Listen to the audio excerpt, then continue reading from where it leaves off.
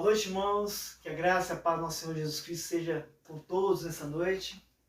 Meu nome é Alex Costa, sou seminarista, estou cursando bacharelado em Teologia pela Unicesumar e gostaria primeiramente de agradecer a Deus pelas oportunidades e privilégios de estar estudando com os irmãos e também agradecer pela vida de cada um componente do corpo docente do curso. E gostaria de pedir aos irmãos que abrissem sua Bíblia em Miqueias 6, no verso 8. Miqueias 6, verso 8. Ele te declarou, ó homem, o que é bom. É o que o Senhor pede de ti, senão que pratiques a justiça, ames a misericórdia e andes humildemente com Deus. O tema sugerido nessa noite, meus irmãos, dentro desse único versículo, é o pedido de Deus. O que Deus nos pede? Será que Deus nos pede algo impossível, difícil de fazer, complexo à nossa capacidade intelectual? Esse é o nosso tema, o pedido de Deus. E dentro desse tema, nós vamos intitular a nossa reflexão com uma frase que vai deixá-lo um pouco pensativo. Quando Deus nos pede o básico e somos obstinados em não fazê-lo. Esse é o título da nossa reflexão dessa noite. Deus nos faz um pedido, mas nós somos obstinados em não fazê-lo. Miqueias foi um profeta contemporâneo nos dias de Isaías. Ele era morador de Moreste, ficava bem próximo de Jerusalém, a 40 quilômetros aproximadamente. O seu ministério profético durou aproximadamente 55 anos. Foi durante o reinado de 3 reis, Jotão, Acás e Ezequias. Você pode constatar isso em Miqueias 1, verso 1. Tanto o reino do norte, Israel, quanto o reino do sul, Judá, estavam mergulhados em idolatria, feitiçaria, corrupção, subornos, etc. Miqueias foi usado por Deus para anunciar tanto o juízo quanto a restauração da nação de Israel. Diante desse cenário, Miqueias levanta 5 perguntas e você pode observá-las do verso 6 ao verso 7 do capítulo 6. Essas perguntas nos faz questionar como Deus quer que tenhamos o nosso culto prestado a Ele. O que Deus espera do nosso culto? Será que Deus espera grandes coisas do nosso culto? Grandes eventos, grandes coisas, grandes holocaustos? Será que Deus quer isso? Parece que a resposta vem logo seguinte. A resposta veio no verso 8. Observe. Ele te declarou, ó homem, o que é bom. O que Deus espera de você, já declarou o que é bom. O que é bom? Vamos pensar o que é bom? O que é bom é só lembrarmos o que Deus estipulou como ordem lá nos dias de Moisés, no Decálogo, nos 10 mandamentos. Os irmãos conhecem os 10 mandamentos. E em seu resumo, Jesus, lá em Mateus 22, do verso 36 a 40, Jesus resumiu o Decálogo em 2 grandes mandamentos, que era amar a Deus sobre todas as coisas e o teu próximo como a ti mesmo. Jesus ainda dá ênfase, falando que destes 2 mandamentos depende de toda a lei e os profetas. Claro que no sentido cerimonial, esses mandamentos passou, mas no seu sentido moral é perpétuo, é válido para os dias de hoje. Então, dentro dessa premissa, podemos destacar o primeiro ponto. O primeiro ponto, que é a prática da justiça. Observe comigo. O que o Senhor pede de nós? Senão que pratiques a justiça. Essa ordem estabelecida por Deus para o seu povo é tratar as pessoas de modo justo, livres de qualquer manipulação. O que vemos hoje são exemplos de injustiça, o pobre sendo cada dia mais oprimido, tendo seus direitos saqueados pela corrupção. E todas as esferas da sociedade, o não acesso aos direitos básicos do ser humano sendo lhe negado. E muitas vezes somos, como igreja, até omisso a essas questões. Interessante observarmos que nos dias de Jeremias, olha que foi 100 anos de diferença. Jeremias também estava no mesmo contexto de injustiça.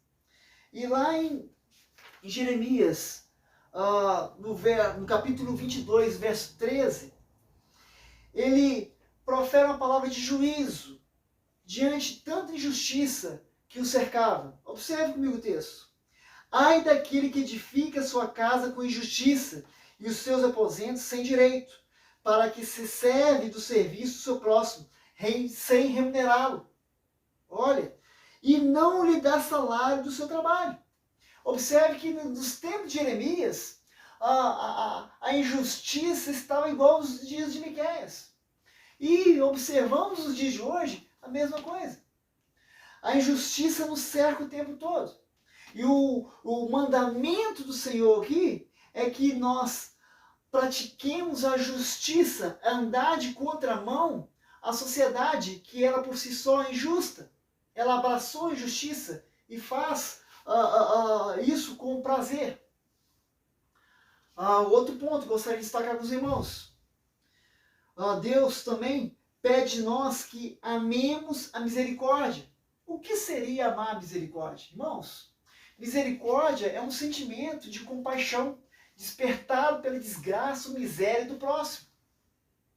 A palavra misericórdia tem origem latina e é formada pela junção de miseres, ter compaixão, e cordis, coração. Ter compaixão pelo outro. É olhar a miséria do coração. É o que Deus fez comigo e fez com você. Deus olhou a minha miséria do meu coração e teve compaixão de mim. Ele me amou, a ponto de entregar o seu filho justo, santo, imaculado, para morrer no meu lugar. Eu não tinha nada para oferecer a Deus, mas mesmo assim ele teve compaixão comigo. E é essa atitude que nós, filhos de Deus, temos que ter.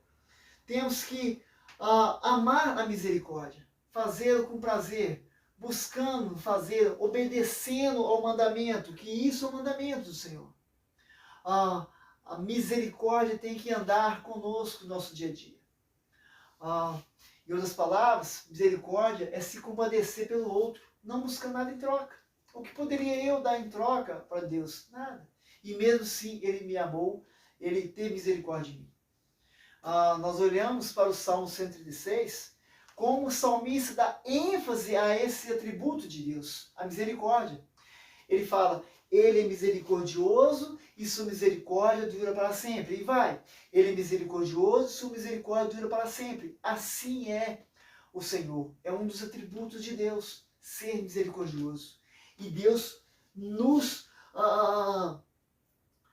dá essa ordem. Ele espera isso de nós, que amemos a misericórdia. Como Ele é um Deus misericordioso, espera de nós a misericórdia.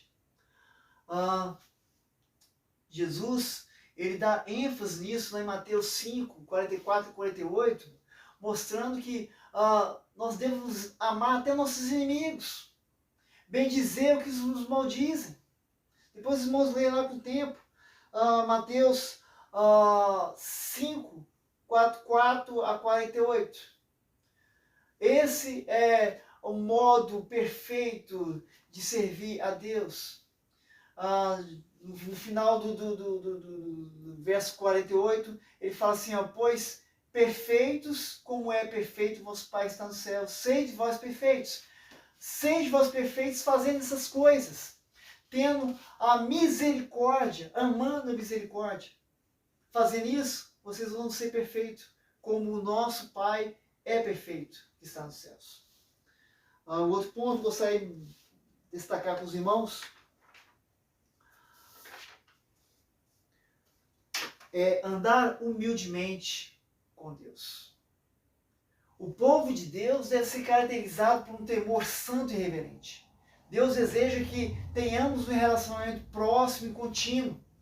Podemos citar o exemplo de Enoque. Enoque andou com Deus e não apareceu mais. Portanto, Deus tomou para si. Coisa mais linda. Enoque não conheceu nem a morte. Ele andou de maneira reta, não temos dados de como era a vida de Enoque, porém, a nosso perceber, conforme o verso fala, que Deus tomou para si, ele era um homem diferenciado.